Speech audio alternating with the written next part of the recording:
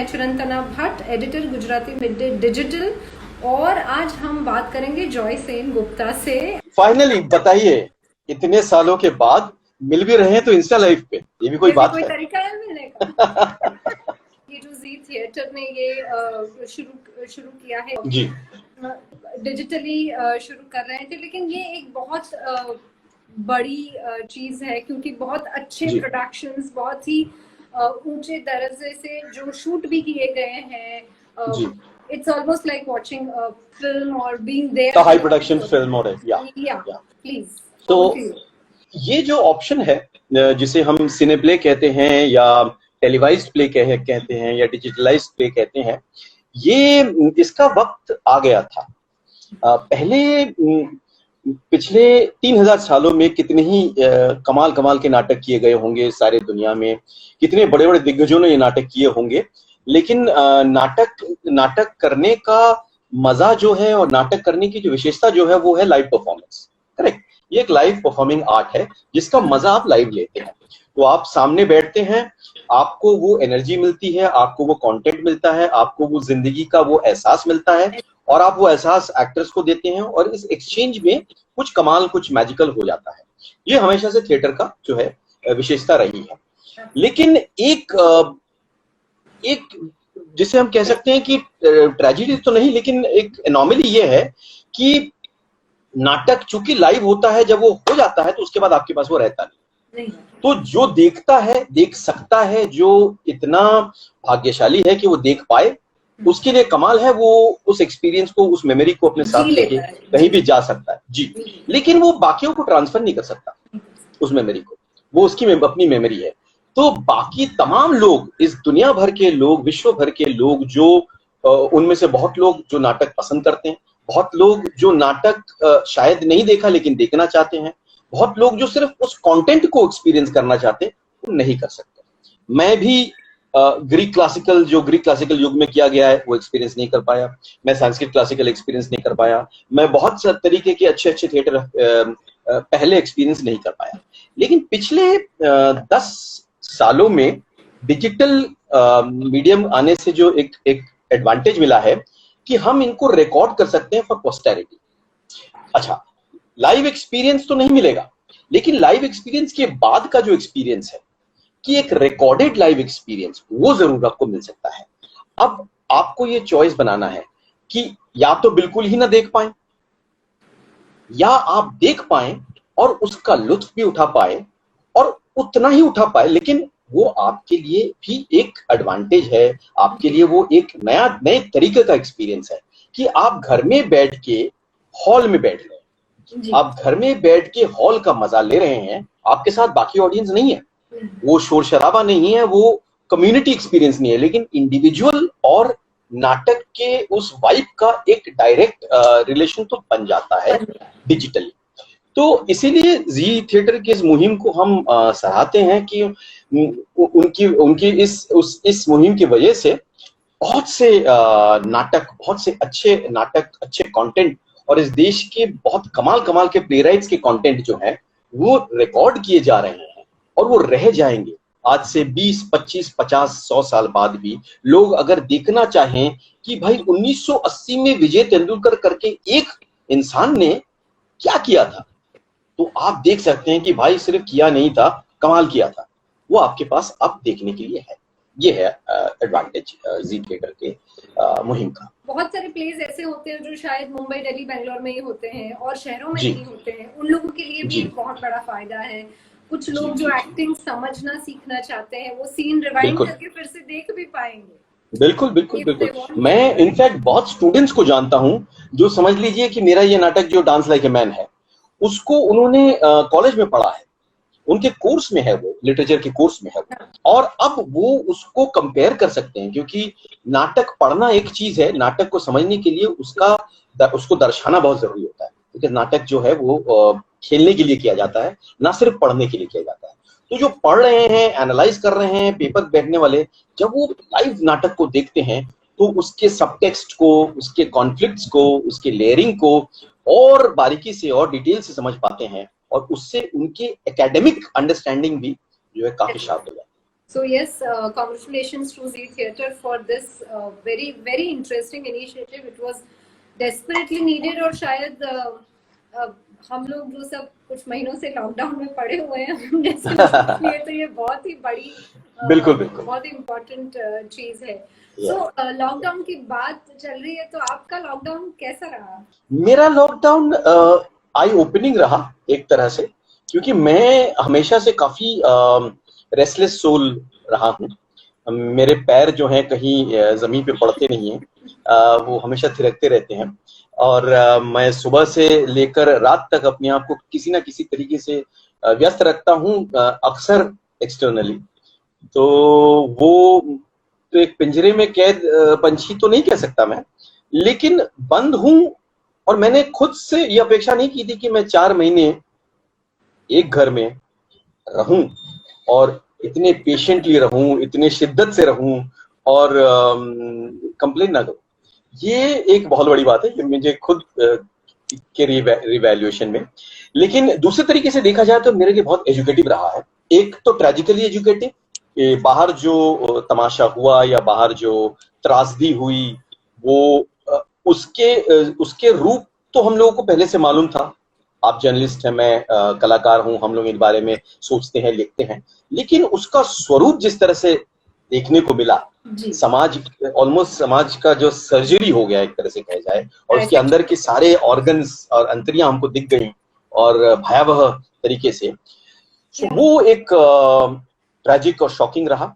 लेकिन चूंकि हम लोग बाहर का काम भी संभाल रहे थे, रिलीफ वर्क में भी कोऑर्डिनेशन कर रहे थे, तो ये तो हम लोग उनके लिए डायरेक्ट एक्सपीरियंस था और इसको रेजिलिएंटली हम लोगों ने इसके साथ डील किया। दूसरा वो था कि डिजिटल मीडियम के होने की वजह से मेरा कनेक्शन ऑडियंस के साथ थोड़ा बहुत बना रहा। हर महीने थोड़े बहुत क्लासेस और मास्टर क्लासेस मैंने लिया, क्योंकि मेरे एजुकेशन में खास इंटरेस्ट है। तो मैं थिएटर, सिनेमा अप्रिसिएशन, अभिनय को जिंदगी से जोड़ना और आम जिंदगी को कला से जोड़ना, इन सारी चीजों को, टॉपिक या इश्यूज को लेकर इंस्टीट्यूट ऑर्गेनाइजेशन के साथ इंटरेक्ट करता रहता हूँ। और कुछ परफॉर्मेंसेस भी किए हैं, पोएट्री और नाटक के परफॉर्मेंसेस किए हैं। नेशनल स्ट्रीट थिएटर डे पे 2 नाटक भी किए हैं। ये रहा। और तीसरा जो सबसे बड़ी बात हुई है कि पहले मुझे वर्कशॉप या कुछ सीखने के लिए जाना पड़ता था बाहर, किसी एक हॉल में, कमरे में, सिंपोजियम में मैं जाता था और मैं वो अब्सॉर्ब करता था। आज मैं ऑनलाइन सारा कंटेंट अवेलेबल होने की वजह से घर में बैठ के 1963 में बीबीसी में रिकॉर्ड किया गया, लॉरेंस ओलिवियर से लेके जॉन गिलगुड से लेके सबकी शेक्सपियर पे चर्चा मैं ना सिर्फ सुन सकता हूँ, देख सकता हूँ, बल्कि रॉयल शेक्सपियरियन सोसाइटी के वर्कशॉप्स भी देख सकता हूँ। मैं कॉमेडी आर्ट के कॉमेडिक प्रोसेस को देख सकता हूँ। मैं हे मार्केट लिटरेचर फेस्टिवल्स के विजुअल्स और उसके सारे जो हो रहे गतिविधियों को बैठ के देख सकता हूँ। मैं म्यूजिक के पीछे हो रहे चीजों को अब्सॉर्ब कर सकता हूँ। तो एक तरह से घर में बैठ के मेरा ये एक कमाल का, सारे दिन में घर का काम वगैरह संभालने में अगर आपका 6 से 8 घंटा जाता है, तो कम से कम 8 घंटा मैं इस एजुकेशन को इस्तेमाल कर रहा हूँ। और काफी मेरी ग्रोथ जो है 4 महीने में 40 साल की ग्रोथ हो गई है। हमें ही इसका फायदा होने वाला है। मैं तो गांधीवादी हूँ, तो मैं, जैसे गांधी जी कहते थे कि आपके आपातकाल में भी आपको उसे पॉजिटिव तरीके से उसको एक टर्न देना है। कोई भी नेगेटिव चीज है उसको आप you give a positive turn to it. So I truly believe in that. अगर कुछ नेगेटिव आपके साथ हो रहा है, so what positivity can you derive from it is you know what the old man has taught us. So अब हम बात करते हैं कन्यादान जी नाटक के बारे में, स्क्रिप्ट के बारे में, आपके कैरेक्टर के बारे में और आपके को-स्टार्स के बारे में।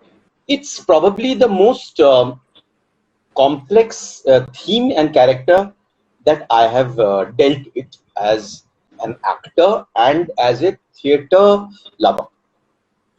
Why I call it the most complex is because at the foreground of it, there is a caste conflict at the foreground. But at the core, it's not just about the caste conflict, but it is a very cynical view of politics globally, of idealism, how idealism has failed us in 20th century and 21st century.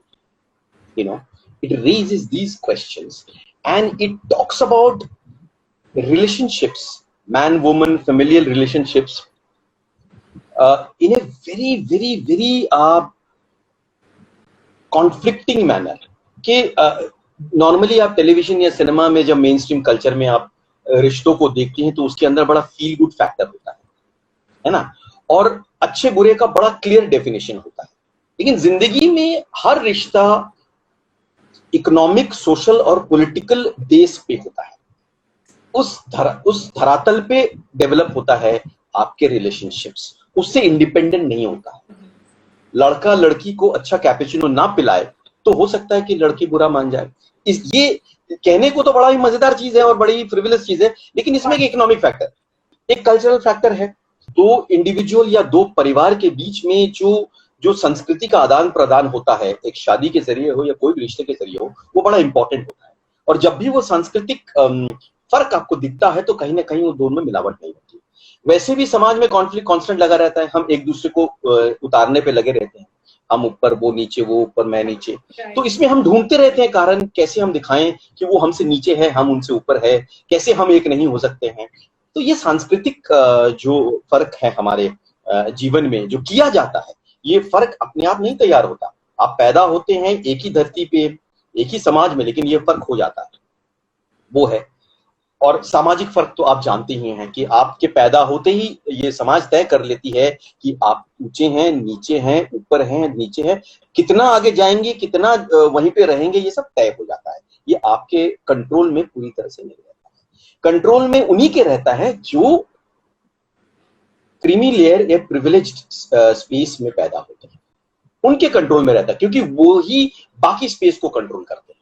जो privilege space होता है, चाहे वो cast का हो, चाहे class का हो, चाहे रिलीजन का हो, चाहे कुछ हो, वो कंट्रोल करते हैं बाकी स्पेसेस को, कि बाकी स्पेसेस को कैसे ट्रीट किया जाएगा, ये उनके जरिए किया जाता है ना। इस नाटक में दो स्पेस हमको दिखता है। एक स्पेस है एक गांधीवादी socialist Indian middle class family, upper middle class भी नहीं, मिडिल क्लास फैमिली, लेकिन गांधीवादी सोशलिस्ट जो कि एजुकेटेड है, हिस्टोरिकली मेन स्ट्रीम है, उनकी सोच और समझ जो है वो ऐतिहासिक तरीके से प्रिविलेज क्लास के साथ जुड़ा हुआ है। तो जब वो राजनीति या उसमें भी परफॉर्म करते हैं तो उनके परफॉर्मेंस में एक प्रिविलेज है। वो रिफॉर्मिस्ट है क्योंकि वो गांधीवादी है, सुधारवादी है, वो जात पात में विश्वास नहीं रखते हैं, वो जातिवाद के खिलाफ है, लेकिन उनका नजरिया रिफॉर्मिस्ट नजरिया है। आप देखें, दलित नजरिए से अगर देखें, जो 3500 साल से कुचले गए, दबाए गए, जलाए गए, पीसे गए, हटाए गए, और पूरी तरह से जिनकी आइडेंटिटी को क्रश कर दिया गया है, जिनके डीएनए में कॉम्प्लेक्स भर दिया गया है, जिनकी सोल को झुकना सिखा दिया गया है ना। अनटचेबिलिटी आपको यही करती है। तो ये सिर्फ आपका फिजिकल झुकना नहीं है, आपका सोल का झुकना है, और वो जनरेशन द जनरेशन आपके डीएनए में घुस जाता है। आज आप भले ही एक ढंग के स्कूल से निकले हो, आज आप भले ही आपको एक मीडियम औहदे का नौकरी मिल गया हो, लेकिन आपके सोल के अंदर जो 2000 साल का कॉम्प्लेक्स घुसा दिया गया है, वो कॉम्प्लेक्स से निकलना बड़ा मुश्किल है। और वो कॉम्प्लेक्स आपके अंदर जिंदा रहती है क्योंकि समाज बड़ा कास्ट कॉन्शियस है। भले ही हम कहें कि I don't believe in caste, लेकिन आपके तमाम प्रैक्टिस और आपके तमाम प्रिविलेजेस कास्ट डिवीजन की वजह से ही है। तो वो कास्ट कॉम्प्लेक्स समाज में जिंदा रहता है।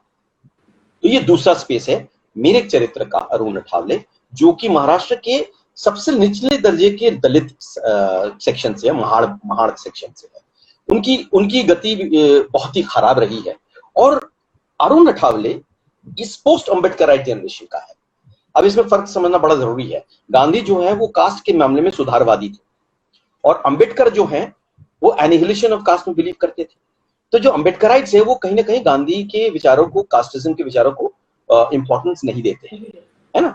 वो कहते हैं कि गांधी जो है वो हमें पेट्रनाइज करते थे, हरिजन कहते थे, पेट्रनाइज करते थे, और वो रिकंसिलिएटरी स्टेप्स लेते थे, जबकि अंबेडकर कहते थे एनिहिलेशन, पूरे ढांचे को हमें गिराना है, उसके अलावा नहीं होगा। तो एक डायरेक्ट कॉन्फ्लिक्ट वैसी भी है, गांधीवादी फैमिली और एक अंबेडकराइट दलित। तो ये लड़का अपने महाड़ फैमिली, गरीब गांव के महाड़ फैमिली से निकला हुआ है, लेकिन बड़े स्ट्रगल के साथ ये कॉलेज की एजुकेशन खत्म करता है। ये इसके अंदर कविता लिखने की एस्पिरेशन है और वो कविता बहुत अच्छी लिखता है। इसमें वो सारे पोटेंशियल है कि ये अच्छा कवि बने और क्रांतिकारी कवि बने, क्योंकि ये दलित है, क्रांतिकारी कवि लिखता है।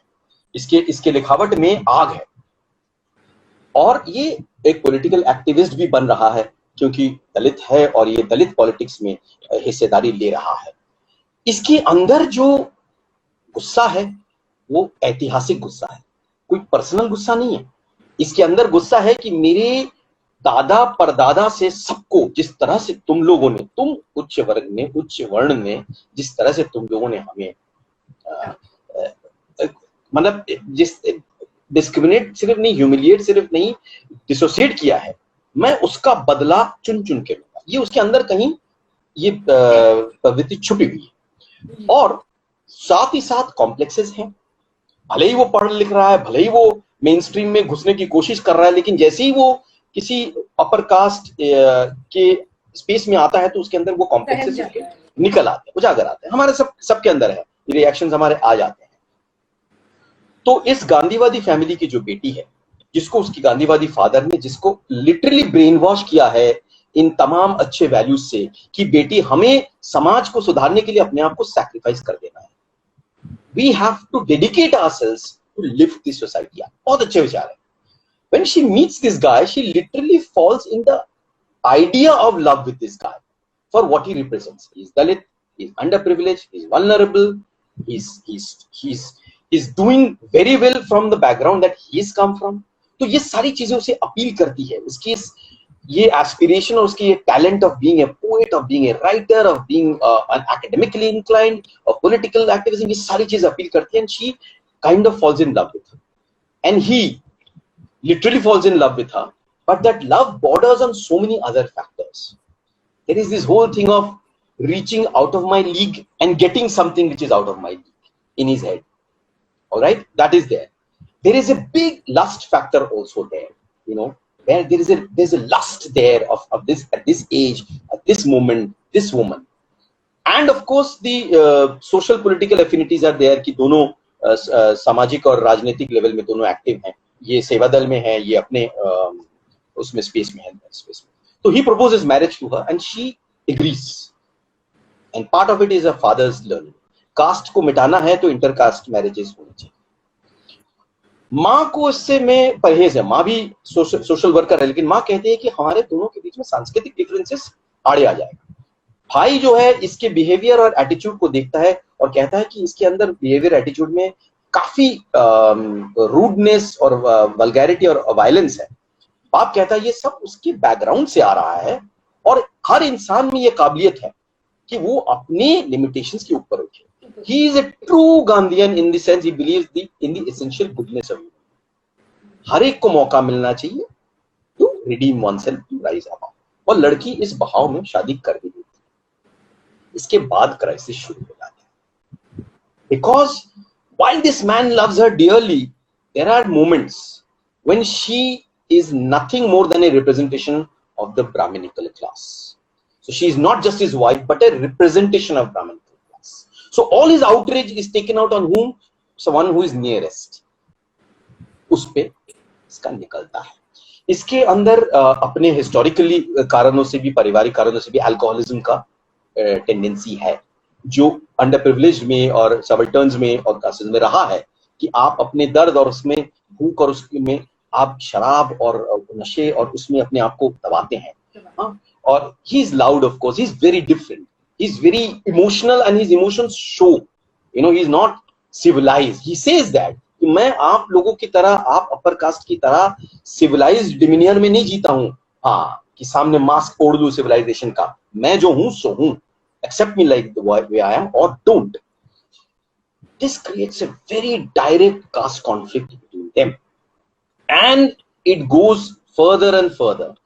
फादर बेटी को कहता है कि लगे रहो, माँ बेटी को कहती है कि हट जाओ, ये अपनी बेबी को कहता है कि प्लीज मुझे तुम चाहिए, और बेटी जो है, कन्या जो है, क्या करे। यही इस प्ले का कोर इशू है, जो धीरे धीरे पर्सनल से पॉलिटिकल, पॉलिटिकल से सोशल और उससे कहीं ना कहीं हिस्टोरिकल और सिविलाइजेशनल क्वेश्चन पे आ जाता है। जिसमें एक सबसे बड़ा क्वेश्चन तेंदुलकर रेज करते हैं about oppressor and the oppressed. If today's oppressed day after tomorrow comes to level of power, can they have the tendency to become the oppressor? Can the oppressed oppress the oppressor later? So this oppressed and oppressor, जिसके लिए वो example Israel का देते हैं कि जो juice का हनन हुआ था होलोकॉस्ट में या नाजी, उसमें बाद में जब स्टेट ऑफ इजराइल बनता है वो बड़े पावरफुल स्टेट बन जाते हैं और वो पैलेस्टाइन के प्रति जो रवैया दिखाते हैं, it is almost holocaustal tendencies. They become the oppressor from the oppressed. So ये सारे सवाल भी वो खड़े करते हैं और तेंदुलकर इस पीस में एक बहुत ही सिनिकल व्यू लेके आते हैं. इसके लिए उनको काफी दिक्कतें भी हुई थी. उनको कहा, मतलब उन्हें कहा गया था कि you are writing a play which is probably demeaning the Dalits और एंटी और परपेचुएटिंग कास्टिज्म और व्हाटएवर. बट उनसे मैंने खुद सवाल किया था. उन्होंने कहा था मैंने ये नाटक कास्टिज्म या दलितों के ऊपर या दलितों के अगेंस्ट नहीं लिखा है. मैंने लिखा है ये जो आइडियलिज्म, राजनीतिक आइडियलिज्म का ये पाड़ा जो हमारे अंदर चढ़ा है बहुत पहले से, एक नेहरूवियन वक्त से चढ़ा है और वो हमारे आंखों के ऊपर पट्टी डाल देती है. जो हम सच्चाई को देख नहीं पाते हैं ठीक से, उसे प्रैग्मेटिकली देखें तो हमें और भी लेयर्स मिलेंगे. और ये this plays out all the time around us, this tendencies. So Kanyadaan is a very complex play, but it is so beautifully written and performed that it is very entertaining, because conflict is entertaining, drama is entertaining, emotions are entertaining, and it's full of all this. Wow, I feel like I want to watch it right now. And you narrate it so well, I think and this is I while you were telling these things, मेरे दिमाग में एक ही बात बार बार आ रही थी कि ये कब लिखा गया था, लेकिन आज हम देखेंगे तो आज भी उतना ही रेलेवेंट है. और हम बोलते हैं समाज बदल गया. कास्ट कॉन्फ्लिक्ट हमारे समाज में कैसे बदलेगा? कास्ट हमारे डीएनए में घुसा हुआ है. Exactly. ये नहीं बदल सकता. आपके डीएनए में आज भी अगर समाज में एक लोअर कास्ट किसी प्रदेश में मूंछ रखता है और वो राजपूत की तरह मूंछ टोल करता है तो फिर भी he can face A bullet. अगर वो घोड़ी पे बैठ के शादी करने जाता है तो ही कैन बी लिंच्ड. सो एक लड़का, आज भी बच्चा गांव के किसी स्कूल में किसी प्रदेश में सबसे पहले प्लेट उठाता है खाना खाने के लिए और उस सेक्शन से प्लेट उठाता है जो अपर कास्ट के लिए रखा गया है. So that child can be denied food. So sorry, caste is a reality, and if only when we accept it will we be able to somehow try and annihilate it as Dr. Ambedkar had envisioned. आप बहुत choosy हैं और theatre actor के तौर पर आपने ज्यादा काम किया है rather than doing work on screen.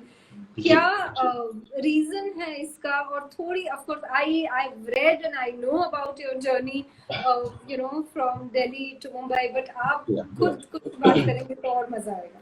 देखिए, मेरी परवरिश जिस तरह से हुई थी वो बहुत एस्थेटिक परवरिश है, क्योंकि बहुत यंग एज में मेरे डीएनए में, thanks to my parents and all that, साहित्य बहुत जल्दी मेरे जिंदगी में घुस आया था. 4 साल की उम्र में क्लासिक्स मेरे जिंदगी में घुस आया था.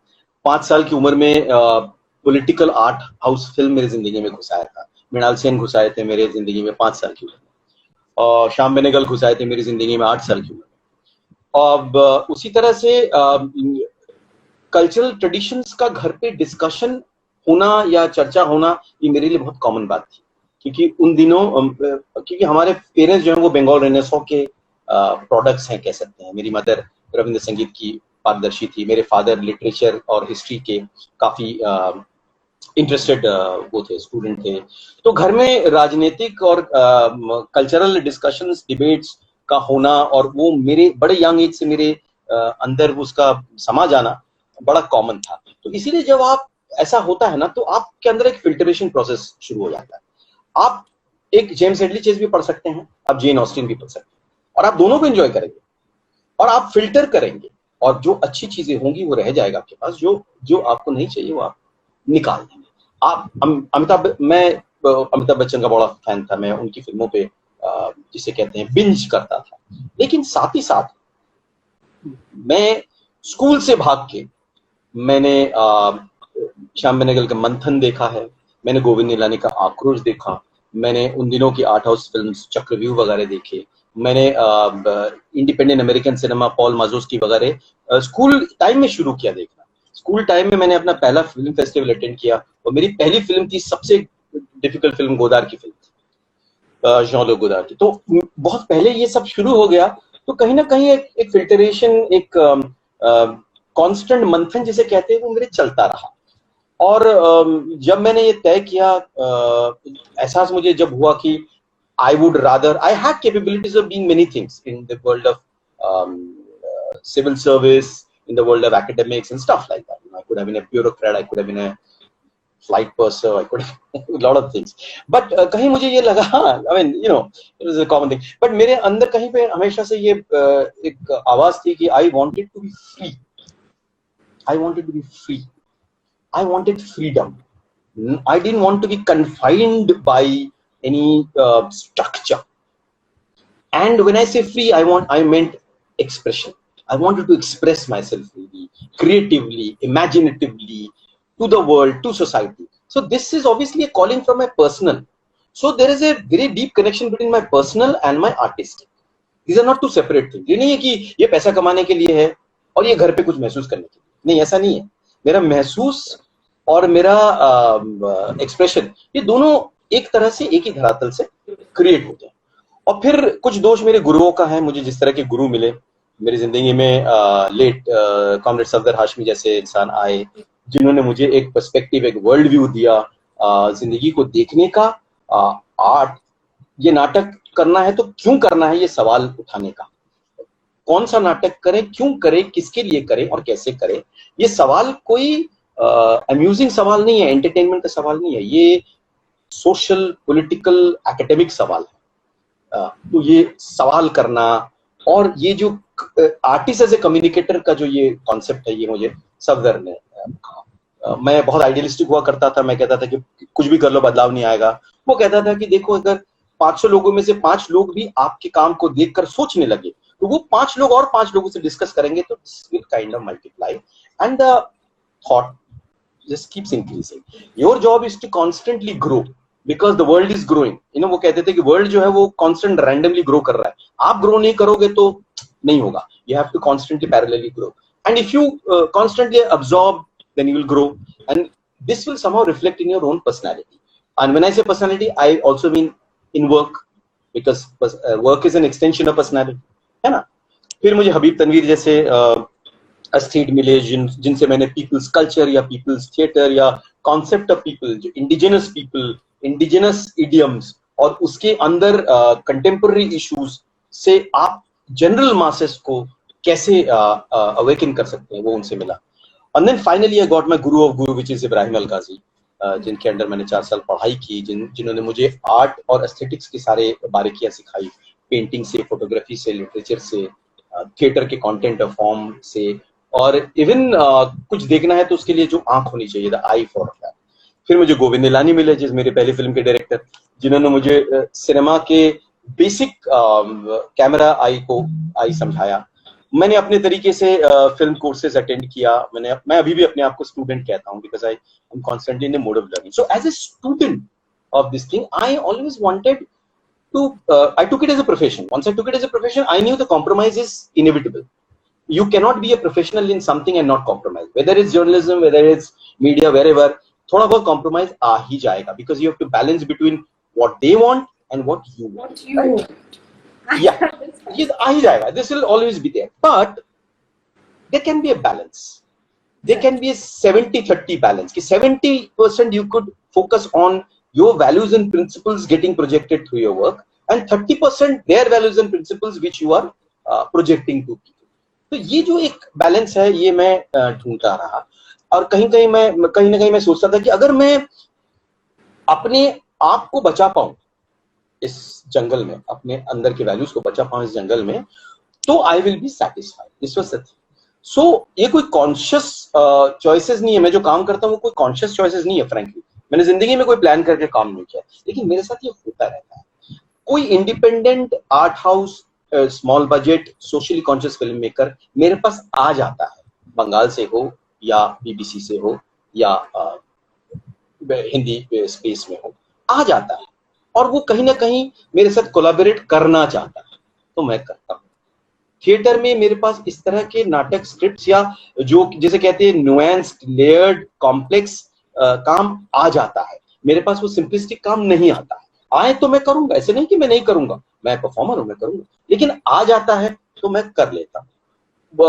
और बाकी स्पेसेस जो हैं, जो जिंदगी की शुरुआत में मैंने 5-6 साल जम के टेलीविजन किया था, फिर जब टेलीविजन बहुत रिग्रेसिव होने लगा था तो वही अंदर से मेरा इनर वॉइस गांधीवाद आवाज दे रहा था कि should I be doing this regressive thing, should I be saying this regressive dialogues कि औरत मेरी पैर की जूती है, कोने में पड़ी रहेगी, and all this things which were being written and I was forced to say, and I had a few fights on the sets also, regrettably so. I realized that I'm feeling suffocated. I cannot do this regressive thing. Day after day, month after month, year after year, the same thing. औरतों का रोना और सिर्फ शादी ब्याह की discussion और ये सारी चीजें, और somehow going back रिवाइवलिज्म जो इंडियन सोसाइटी कहीं जा रही है और सीरीज, टेलीविजन सीरीज कहीं और जा रहे थे। ये डिस्क्रिपेंसी मुझसे नहीं हुआ तो I kind of eased out of that. But when I eased out of that, universe opened another door for me. I started getting work in Bengali cinema. Very content driven, very independent. Very Bengali films, yes. Yeah, very literature driven. Just my kind of work I started getting. I started getting work from BBC Radio 4 for doing excellent theatre, India-centric theatre, from Richikattikam to Suitable Boy to Chauragi, very Indian-centric but English work from BBC. I started getting a little bit of work from European television, so I did some work for Swedish and German television. I started getting a lot of ad commercials, when the television thing opened, and then the digital space opened magically, and which was ideal for someone like me, because मैं उस तरह का महत्वाकांक्षी actor नहीं हूँ कि मुझे बहुत बड़ा स्टार बनना है, मुझे बहुत बड़ा करना है। I am always ambitious about good creative work, personal communication and some sort of aesthetic impact. तो ये अगर मुझे मिल जाए ना, तो I am very very very happy. तो मुझे तो ये जिसे कहते हैं ना, it's like cooking and then in feeding and enjoying a little bit of oneself. So that's the way I have looked at art and culture. I'm a very small speck in the overall universal history of art and culture. तो मैं अपने आप को इस तरह से देखता हूँ। मैं ही मैं is not my concept of performing artist. I think I am a student and a very small particle in the entire history and universe of what has been created, and nothing compared to that. So I'm enjoying what others do. I experience what others do. That is equally important than just me talking and doing about it. Anusha had asked that, keeping aside your acting prowess, which do you consider your strongest skill? Anusha, I lack all forms of human skills. I am a very unskilled human being, and believe you me, if I was not in the field of theatre, I don't know what I would have done. But having said that, I would say that I enjoy teaching a lot. I started my career while doing theatre. I also was a teacher of theatre and education in schools, and I realized that I connect with children, used to connect with children very well. And because I was passionate and idealistic, it was almost as if मैं इन बच्चों को इस समाज के एक बेहतरीन समाज के नेक्स्ट जनरेशन बनाना चाहता था। तो मेरे अंदर ये पैशन बन गया था कि मैं उनको ये मदद करूं समझने के लिए कि what is the real meaning of education, so how to connect their subjective education with what is happening in the world, and to make them cross over that bridge and become better citizens, world citizens, not just Indian citizens. So probably मैं अभी भी थोड़ा बहुत पढ़ाता हूँ institutes वगैरह में, creative communication and art appreciation वगैरह। तो yeah, maybe that would have been that's a skill or semi skill or whatever you call it. I probably have. Our friend Parthiv Shah has joined and वो बोल रहे हैं कि भाई दिल्ली की बात करो। Parthiv is one of those people who has been a sort of a mentor to me, because in my earliest stage of life, as soon as I came out of college, I told myself that the next 5 years I am not going to be professionally ambitious. I'm only going to learn. And of all the people that I saw around, I selfishly took Parthiv was one of them. Parthiv was one of the finest designer, filmmaker, aesthete, artist, whatever you call it. He's a man of many talents and a very, very nice and humble man. And I on a particular project that he did in trade fair exhibition designing. I actually assisted him. I did the what do you call work on the floor जिसे कहते हैं उसके साथ, and I constantly observed him because we were a part of the same cultural activist organization called Sahmat, Safdar Hashmi Memorial Trust. So we were all sort of एक ही मुहिम में थे in अभिव्यक्ति की आजादी, freedom of expression के लिए. So Parthiv was one of the person that who had influence on me. Actor क्या करता है, क्यों करता है, ये सवाल हमेशा मुझे लगता है दर्शकों के लिए हमेशा मैटर करता है. ये क्वेश्चन उनको हमेशा रहता है कि अच्छा ये एक्टर यही करता है, ये एक्टर ये नहीं करता है. तो ये सब चीजें बहुत अहमियत रखती हैं. मेरे गुरु कहा करते थे सबसे पहले दिन जो हमारा क्लास था, 4 साल का मैंने कोर्स किया था advance theatre content and form. Ibrahim Alkazi ने बिल्कुल शुरू में कहा था कि to be an artist, any artist, the first requirement is talent, and talent is something which you cannot manufacture in a class. You either have it or you don't. Ask yourself, do I have the talent? Whether it's for drawing, whether it's for poetry, whether it's for theater, or whether it's for direction, do you have the talent?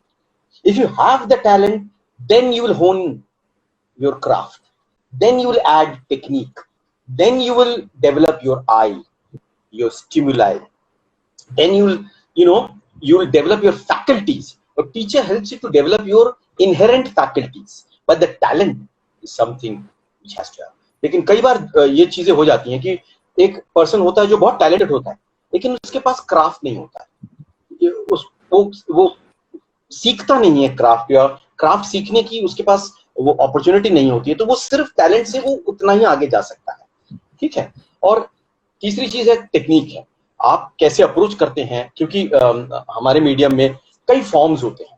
There is a realistic form, there is a naturalistic form, there is a farcical form, high farce, there is tragedy, there is comedy, there is absurdism, there is abstract, there is all kinds of form, there are fine lines between forms. So you need there are certain techniques you apply in order to to communicate these forms to the audience, So ये भी एक सवाल है. तो इन चीजों पे भी आपको सोचना पड़ेगा. अगर आप सिनेमा करते हैं तो सिनेमा में एक्चुअली सिनेमैटिक एक्टिंग अगर आप देखें, not necessarily Indian idiom has come a lot from the melodramatic tradition of mythologies and Parsi theatre, वो वहां से इंडियन आया. बट सिनेमैटिक एक्टिंग जो सिनेमा जहां डेवलप हुआ था वेस्ट में, तो वहां पे camera is the main player, and an actor is basically subsidiary to the camera. So the job of the camera is to capture what you are as the character, not what you are saying, not what you are doing, but what you are. In theater, we have to communicate what we are.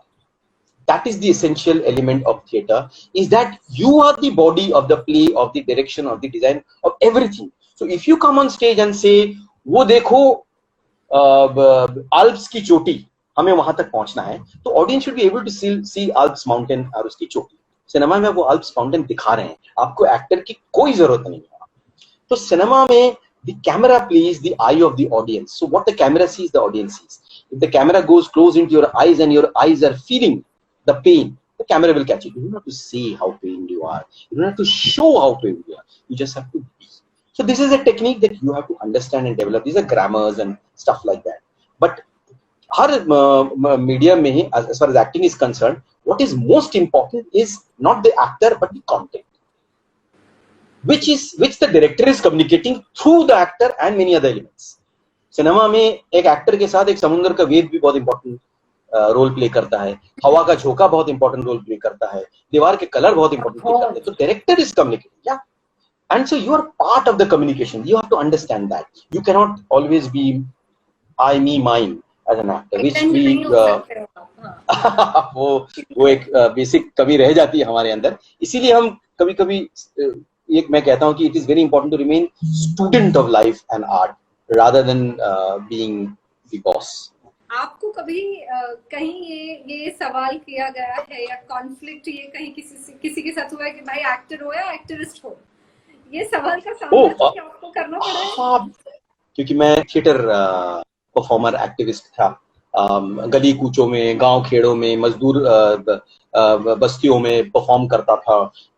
Contemporary मुद्दे भी और जो timeless मुद्दे हैं कि gender issues, वो timeless है, अभिव्यक्ति की आजादी टाइमलेस है, लेकिन एक पर्टिकुलर आप मिनिमम वेज का सवाल वो तो वो मेरा पैरेलली शुरू हो गया था। और जैसे मैंने कहा कि मेरे गुरुओं का दोष है ये कि वो कहते थे कि अगर आप जिंदगी को ऑब्जर्व नहीं करोगे तो आप जिंदगी को रिक्रिएट नहीं कर पाओगे। अगर आपके अंदर कंसर्न्स नहीं होंगे एज ए ह्यूमन बीइंग, तो आप कैरेक्टर के कंसर्न्स को किस तरह से बिलीव करोगे?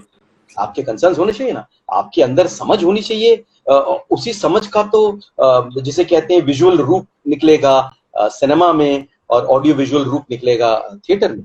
तो ये चीजें अलग नहीं है, हम इसे टर्म की तरह इस्तेमाल कर सकते हैं एक्टिविज्म। एक्टिविज्म का मतलब ये होता है कि आप थोड़े ज्यादा इंटरवीन करते हैं, है ना। एक आर्टिस्ट क्या है, आर्टिस्ट जो है एक मीडियम है और एक्टिविस्ट जो है इंटरवेंशनिस्ट है। तो ये फर्क है दोनों में। तो मैं एज एन आर्टिस्ट मीडियम जरूर हूँ, कभी कभी एज ए ह्यूमन बीइंग मैं रिएक्ट जरूर करता हूँ, क्योंकि हो सकता है क्योंकि मैं खुद थोड़ा ज्यादा ही ओवर सेंसिटिव हूँ, या मतलब नहीं होना चाहिए शायद। लेकिन अगर मुझे दिखता है इनजस्टिस, चाहे वो जेंडर इनजस्टिस हो, चाहे एनवायरमेंटल इनजस्टिस हो, चाहे वो सोशल इनजस्टिस हो, तो कहीं ना कहीं वो मेरे अंदर कचोटता है ना। I can not control myself, I need to not just express myself, but sometimes even participate in a positive path of if not change, because change is a very big word, but at least awakening. Awakening में तो कोई problem नहीं है, raising your consciousness में तो कोई problem नहीं है। This has come from the oldest philosophers in the world, that a human being is first and foremost a conscientious objector. So I am a conscientious objector. What's wrong with that? वैसे आपने जो अभी बात की उसमें आपने काफी कुछ बताया कि एक्टिंग एक स्किल है, उसका एक अलग ग्रामर है, but I would still like to ask you कि आपने इतने सारे काम किए हैं, हर एक्सपीरियंस इंसान को घटता है, उसमें से वो इवॉल्व होता है। ऐसी कौन सी चीजें या कोई एपिसोड जो शायद आपके लिए एज एन एक्टर की बहुत ही अहमियत रखता हो, हर बार आज भी जब आप परफॉर्म करने के लिए खड़े होते हैं या स्टेज पे या कैमरा पे, that is somewhere there, you know, the back of your mind? As an actor, my life to a large degree took a tectonic shift when I played M.K. Gandhi in the play called Sally. Exactly. In 2005. Yeah. So now, see, I had studied Gandhi when I was in school, and there was one particular chapter in Gandhi which had really influenced me, where his उनके England में रहते हुए उनके भाई जब दिव्यपति में पढ़ते हैं तो किस तरह से वो धीरे धीरे अपनी सारे प्रिविलेजेस छोड़ देते हैं और उनको एक एडवांटेज में कन्वर्ट करते हैं। वो मुझे उसने काफी इम्पैक्ट किया। लेकिन उसके बाद मेरे लेटर स्कूल और कॉलेज में मेरे आइडियलिज्म मुझे took me towards more revolutionary space, you know, Bhagat Singh spirit you can say. तो जहाँ पे एक क्रांतिकारी जो है एक स्ट्रीक मेरे अंदर आ गया था, एक इंटरवेंशन स्ट्रीक मेरे अंदर आ गया था, kind of put Gandhi in the back burner for me. जी। और 2005 में जब मुझे वो एमके गांधी का रोल मिला सैमी का, which was basically about how Mohan became Mahatma. Yes. So it was actually a growth of a very average Vaishnav kid who was confused, who was scared in life and a lot of things, and how he slowly conquered his fear, experimented with his day-to-day life in order to come to the essence of living. Now this step, I decided to take this in these steps only, because I'm an average human being, I'm a day-to-day human being, I'm a middle-class human being, I'm a limited human being. Can I also step by step somehow create a realization of myself, which is a sort of a growth in myself, not to be a Mahatma, but to be a better human being every other day, you know? So I did that, and I put 4 months of hard work, research in that, and I really kind of captured it. And I also realized one thing by doing it is that I'm not doing this play in order to mimic Gandhi. I'm doing this play in order to capture the essence of Gandhi, and the essence of Gandhi was very simple: the inner voice. The Mahatma was his inner voice.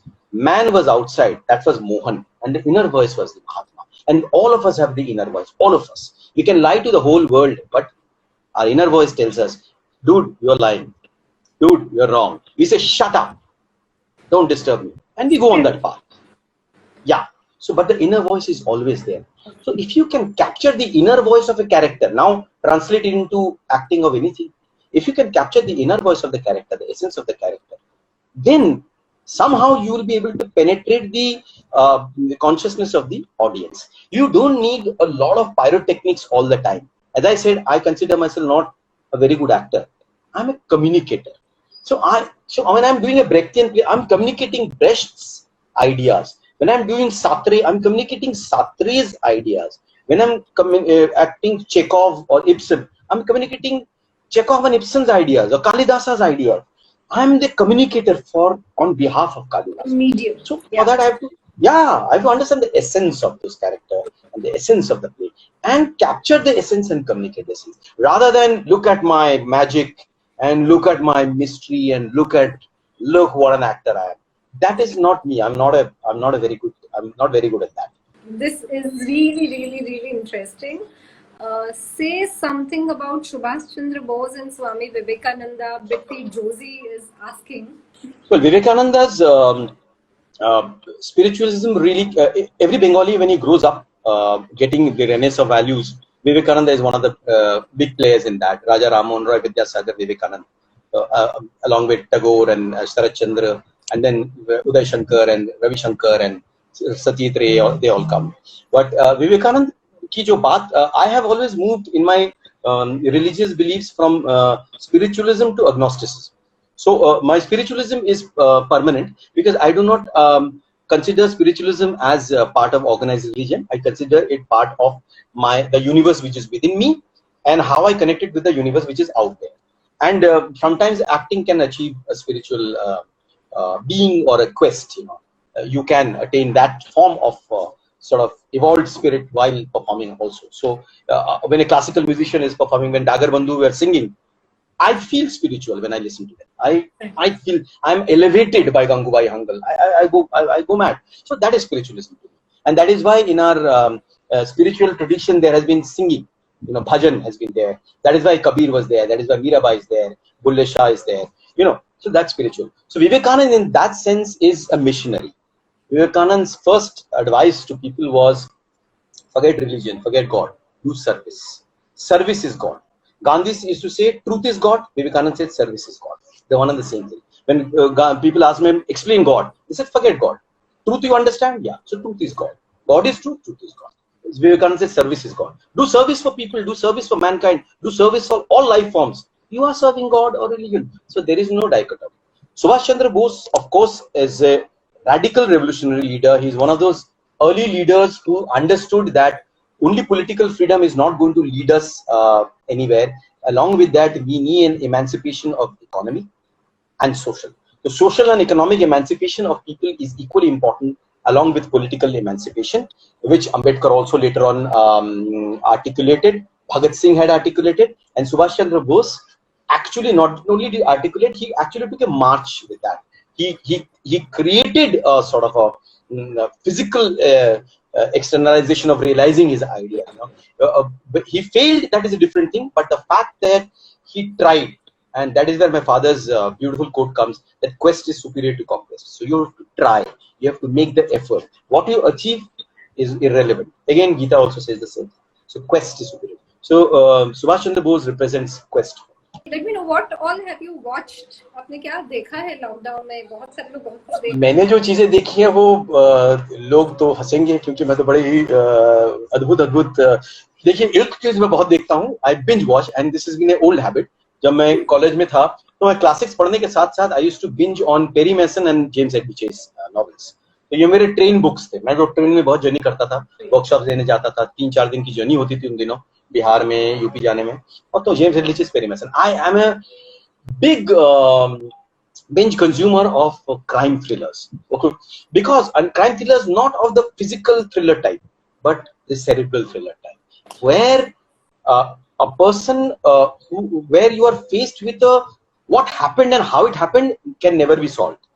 And here is a person who psychologically, socially, and otherwise unravels these mysteries, and while unravels mysteries he also unravels the जो skeletons है cupboard से वो निकल के आते हैं। तो आज आप digitally देखें तो there are some outstanding whodunits, crime thrillers and crime mysteries out there, you know. So I consume it every night. I finish one season one night. Yeah, I'm especially big fan of the Nordic Noahs, the Scandinavian, the Icelandic, the Norwegian. तो उसके बहुत, because they create an atmosphere, icy cold atmosphere. Life is very slow. Village or hamlet is very small. Everything is intertwined. One thing goes wrong, everything starts falling like a domino. So I love this stuff. But along with that, I consume a lot of classical art house world cinema. So I go back to Fellini and Bergman. Today I was watching Japanese master Ozu and Iranian master Kiarostami. So Visconti, you know, the new wave, the Italian neorealism, Japanese. So I'm very eclectic. I watch a lot of National Theatre and the Globe Theatre performances which are being screened live. They're absolutely majestic, just like Z5 Z Theatre is going to this thing. They are doing this work which is amazing. One can also watch old plays, performances by old plays, you know, Laurence Olivier's scenes from Hamlet. One can see Gielgud's recitation of Paradise Lost. You can see and hear all of it. I'm watching lots of interviews and discussions, master classes on cinema by the masters of master. Imagine Coppola and Scorsese interviewing each other. You know, stuff like that.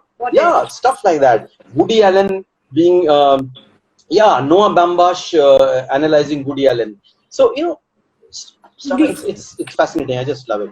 Thank you very much, and we will meet soon. Lockdown के बाद coffee के साथ मिलेंगे हम और आप.